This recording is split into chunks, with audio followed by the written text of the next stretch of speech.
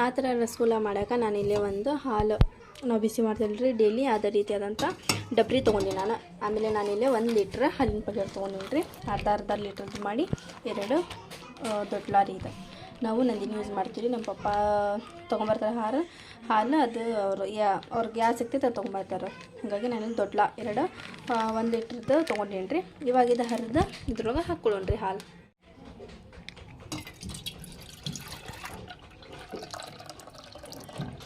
ಆಮೇಲೆ ನಾನು ಇಲ್ಲಿ ಒಂದು ಬೌಲ್ ತೊಗೊಂಡೇನಿ ರೀ, ಒಂದು ಬಟ್ಲ. ಇದಕ್ಕೆ ನಾನು ಸ್ವಲ್ಪ ವೆನಿಗರ್ ಹಾಕ್ಕೊಳತ್ತಿದ್ದೀನಿ, ವೆನಿಗರ್. ಆಮೇಲೆ ಇದಕ್ಕೆ ಸ್ವಲ್ಪ ನೀರು ಆ್ಯಡ್ ಮಾಡ್ಕೊಳ್ಳಿ. ವಿನೆಗರ್ ಅಷ್ಟು ಹಾಕಕ್ಕೆ ಹೋಗ್ಬೇಡ್ರಿ ನೀವು, ಇದಕ್ಕೆ ನೀರು ಆ್ಯಡ್ ಮಾಡ್ಕೊಳ್ಳೋಣ. ಇವಾಗ ನಮ್ದು ಹಾಲು ಒಂದು ಕುದಿದಪ್ಪ ಅಂತಂದ್ರೆ ಇದನ್ನು ಹಾಕ್ಕೊಳ್ಳೋಣ್ರಿ ನಾವು. ಇಲ್ಲಿ ನೋಡ್ಬೋದು ರೀ, ಇವಾಗ ನೀವು ನಾನು ಹಾಲು ಕುದಿಯಕ್ಕೆ ಇಟ್ಟೀನಿ. ಹಾಲು ಒಂದು ಕುದಿದಪ್ಪ ಅಂತಂದ್ರೆ ನಾವು ಏನು ವೆನಿಗರ್ ಮಾಡೋ ಇಟ್ಕೊಂಡಿವಲ್ರಿ ಅದನ್ನು ಹಾಕ್ಕೊಳಕ್ಕೆ ಬರ್ತೈತ್ರಿ. ಇಲ್ಲೇ ನಮ್ದು ಹಾಲು ಕುದಿ ಬರೋಕೆ ರೆಡಿ ಆಗೈತೆ ರೀ. ಇವಾಗ ನಾವು ಗ್ಯಾಸ್ ಸ್ಲೋ ಫ್ಲೇಮ್ದೊಳಗೆ ಇಟ್ಕೊಳ್ಳೋಣ್ರಿ. ಇದು ಗ್ಯಾಸ್ ಲೋ ಫ್ಲೇಮ್ದೊಳಗೆ ಇಟ್ಕೊಂಡಿರಿ. ಇವಾಗ ಕುದಿ ಬರಲಿ ರೀ. ಅದು ಇಲ್ಲಿ ನಮ್ಮದು ಹಾಲು ಕುದಿ ಬರತೈತೆ ರೀ. 1-2 ಸಲ ಈ ರೀತಿ ಚಮಚಿಲೆ ನಾವು ಕ್ಯಾಡ್ಕೋಬೇಕು ರೀ, ತಳ ಹತ್ತಬಾರ್ದಲ್ಲ. ಹಾಗಾಗಿ ಸ್ವಲ್ಪ ನೀರು ಹಾಕ್ಕೊಂಡಿರ್ತೀವಿ ನಾವು ಫಸ್ಟಿಗೆ. ಇಲ್ಲಿ ನೋಡ್ಬೋದು ಯಾವ ರೀತಿ ಕೆನೆ ಬಿಡತೈತಿ ಹಾಲು ಅಂತಂದು.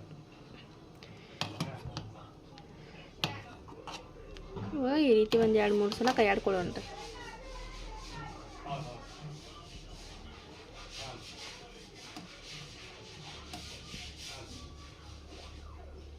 ನಾವೇನು ವೆನಿಗರ್ ಹಾಕ್ತೀವಲ್ರಿ ಅವಾಗ ಹಾಲೆಲ್ಲ ಕೆಳಗೆ ಹೋಗ್ಬಿಡ್ತೈತ್ರಿ. ಅದು ಮತ್ತು ನೀವೇನು ಇದು ಎಲ್ಲ ತುಂಬಿಟ್ಟಿದ್ದಲ್ಲ ಅಂತಂದು ಏನು ಚಿಂತೆ ಮಾಡೋಕೆ ಹೋಗ್ಬೇಡ್ರಿ, ಅದು ಬುರುಕು ಬರ್ತೈತಲ್ಲ, ಹಾಗಾಗಿ ಆ ರೀತಿ ಹಾಕೈತ್ರಿ ಅದು. ಇಲ್ಲಿ ನಮ್ಮದು ಹಾಲು ಕುದಿ ಬರತ್ರಿ. ಇವಾಗ ನಾವೇನು ವೆನಿಗರ್ ಮತ್ತು ನೀರು ಹಾಕ್ಕೊಂಡಿದ್ದಲ್ರಿ ಇದನ್ನು ಹಾಕಿ ಸ್ವಲ್ಪ ಹಾಕಿ ಇವಾಗ ಮಿಕ್ಸ್ ಮಾಡೋಣ್ರಿ ನಾವು. ನಮ್ಮದು ಹಾಲು ಪರ್ಫೆಕ್ಟ್ ಕಂಡೀಷನ್ದೊಳಗೆ ಒಡಿಲಿರಿದ ಹಾಲು. ಇಲ್ಲಿ ನೋಡ್ಬೋದು ರೀ ಹಾಲು ಯಾವ ರೀತಿ ಒಡೆಯತೈತಿ ಅಂತ ನಮ್ಮದು. ಇವಾಗ ನಾವು ಗ್ಯಾಸ್ ಆಫ್ ಮಾಡ್ಕೊಳ್ಳೋಣ್ರಿ. ಇಲ್ಲಿ ನಾನು ಇನ್ನೊಂದು ಬಾಳ್ಗಿಗೆ ಹಾಕಿದ್ದೀನಿ ರೀ. ಇದ್ರೊಳಗೆ ಸ್ವಲ್ಪ ನೀರು ಹಾಕೇನಿ ರೀ. ಅಂತ ನಾವು ಪಲ್ಯಗಳು ಅದೇ ಏನಾದ್ರು ಮಾಡ್ತಿರ್ತೇವಲ್ಲ ರೀ, ಹಾಗಾಗಿ ಹಾಲು ಏನು ಸ್ವಲ್ಪ ಖಾರ ಆತು ಉಪ್ಪು ಹಂಗೆ ಆಗಬಾರ್ದು ಅಂಥೇಳಿ ನಾವು ಈ ರೀತಿ ಸ್ವಲ್ಪ ನೀರು ಕೈ ಆಡ್ಕೊಂಡು ಚಲ್ಲೋಣ್ರಿ. ಇಲ್ಲೇ ನೀರೆಲ್ಲ ಹೋದಿರೆವು. ಆಮೇಲೆ ಸ್ವಲ್ಪ ನೀರು ಹಾಕೊಳ್ಳೋಣ್ರಿ. ಇದಕ್ಕೆ ನೀರು ಹಾಕೊಳ್ಳೋಣ್ರಿ. ಆಮೇಲೆ 1-2-3 ಕಪ್ ಆಗುವಷ್ಟು ಸಕ್ಕರೆ ಹಾಕೊಳ್ಳೋಣ್ರಿ.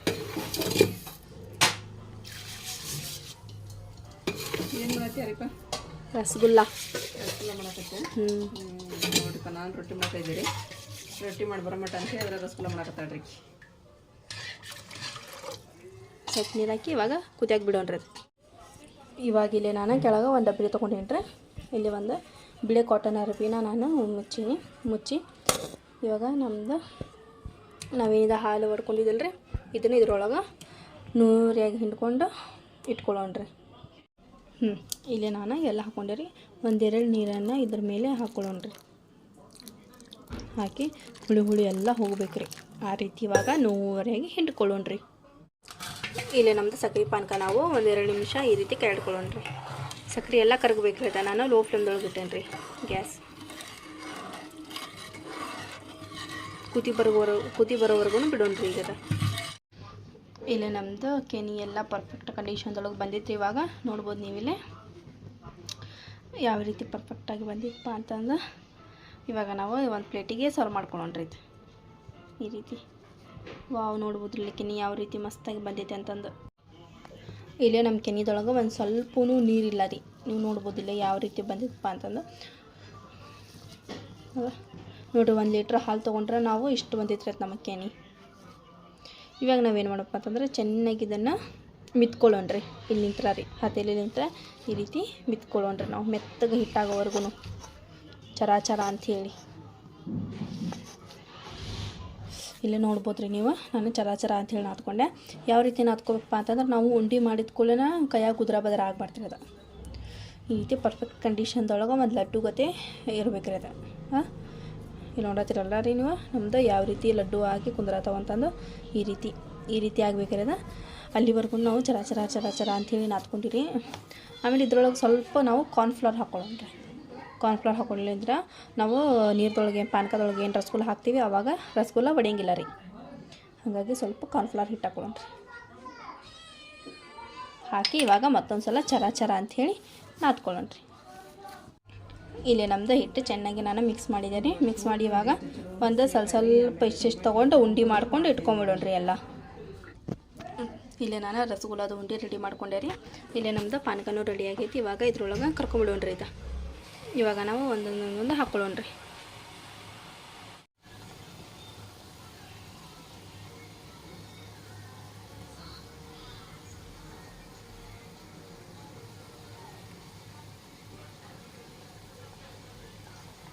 ಇಲ್ಲೇ ನಾನು ರಸಗುಲ್ಲ ಹಾಕಿದ್ದೆ ರೀ. ಇವಾಗ ಒಂದು 5 ರಿಂದ 10 ನಿಮಿಷ ಬಿಟ್ಬಿಡೋಣ್ರಿ. ನಾವೇನು ರಸಗುಲ್ಲ ಮಿಕ್ಸ್ ಮಾಡಿದ್ದಲ್ರಿ, ಇದನ್ನು ಇದ್ರೊಳಗೆ ಪ್ಲೇಟ್ ಮುಚ್ಚೇನ್ರಿ ನಾನು.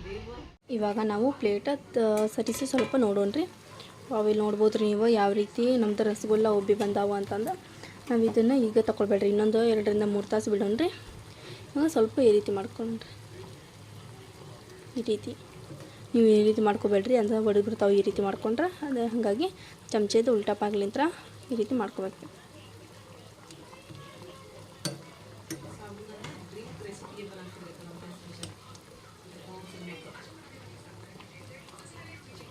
ಇನ್ನೊಂದು 5 ರಿಂದ 10 ನಿಮಿಷ ಬಿಡೋಣ್ರಿ. ಇವಾಗಿಲ್ಲೇ ರಸಗುಲ್ಲ ಪರ್ಫೆಕ್ಟ್ ಕಂಡೀಷನ್ದೊಳಗೆ ಬಂದಿದ್ದಾವೆ ರೀ ನಮ್ದು. ಇಲ್ಲಿ ನೋಡ್ಬೋದು ರೀ ನೀವು. ಇವಾಗ ನೆಕ್ಸ್ಟ್ ಏನು ಮಾಡ್ಬೇಕಂತ ಹೇಳಿ ತೋರಿಸ್ತೇನೆ ನೋಡಿರಿ ನಿಮಗೆ. ಇಲ್ಲಿ ನಾನು ಒಂದು ಇದ್ರ ತೊಗೊಂಡಿನಿ ರೀ, ಪ್ಲಾಸ್ಟಿಕ್ದು ಇದಿರ್ತದೆ. ಆಮೇಲೆ ಇದಕ್ಕೆ ಐಸ್ ಹಾಕೊಳ್ಳೋಣ್ರಿ.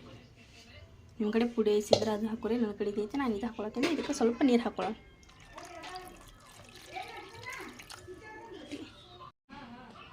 ಇವಾಗ ನಾವು ಇದಕ್ಕೆ ನೀರು ಹಾಕ್ಕೊಂಡಿವ್ರಿ. ಇವಾಗಲೇ ನಮ್ದು ಐಸ ಕರಗಾತೈತೆ ರೀ. ಇವಾಗ ರಸಗುಲ್ಲ ನಾವು ಒಂದೊಂದು ತಗೊಂಡು ಇದ್ರೊಳಗೆ ಹಾಕ್ಕೊಂಬಿಡೋಣ್ರಿ. ಈಗ ಒಂದೊಂದು ರಸಗುಲ್ಲ ತಗೊಂಡು ಹಾಕ್ಕೊಳ್ಳೋಣ್ರಿ. ಈ ರೀತಿ ಎಲ್ಲ ಇದನ್ನು ಸೋರ್ಕೊಳ್ಳೋಣ್ರಿ, ಹಾಕ್ಕೊಳ್ಳೋಣ್ರಿ.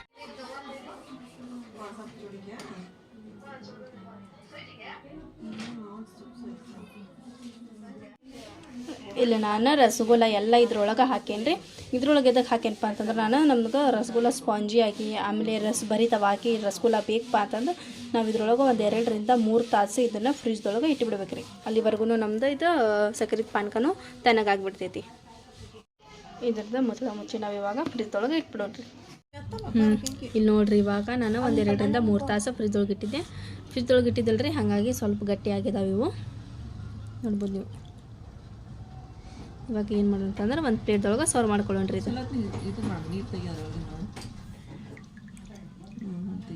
ಸಾಫ್ಟ್ ಆಗ್ಯ ನೋಡ್ರಿ. ನಮ್ಮ ದೊಡ್ಡದಾಗಿ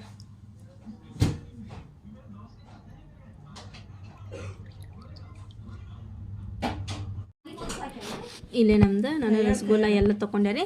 ಇಲ್ಲಿ ನಮ್ದು ಪಾನಕನೂ ತಣ್ಣಗಾಗೈತೆ ರೀ, ತಣ್ಣಗಾಗೈತಿ. ಇವಾಗ ನಾವು ಇದು ರಸಗುಲ್ಲನ ಅದ್ರೊಳಗೆ ಹಾಕ್ಕೊಳ್ಳೋಣ್ರಿ ಎಲ್ಲ. ನಾನಿವಾಗ ಪಾನಕದೊಳಗೆ ಇದು ರಸಗುಲ್ಲ ಹಾಕಿದ್ರಿ. ಒಂದು ಸ್ವಲ್ಪ ಬಿಡೋಣ್ರಿ. ಇದು ಒಂದು 2 ರಿಂದ 3 ತಾಸು ಬಿಡೋಣ್ರಿ. ಹೊರಗಡೆ ಇಡೋಣ್ರಿ, ಫ್ರಿಜ್ದೊಳಗೆ ಇಟ್ಟು ಬಾಡಿದ ಮತ್ತು ಗಟ್ಟಿಯಾಗಿ ಬಿಡ್ತೈತ್ರಿ. ಹಾಗಾಗಿ ಇವಾಗ ನಾನು ಹಾಕೇನ್ರಿ. ತಿಂದು ಹೇಳೋ ಹೆಂಗಾಗೈತಿ ಅಂತ. ಹೆಂಗಾಗೈತಿ? ಚಲೋ ಆಗೈತಿ, ಮಸ್ತಾಗೈತಿ.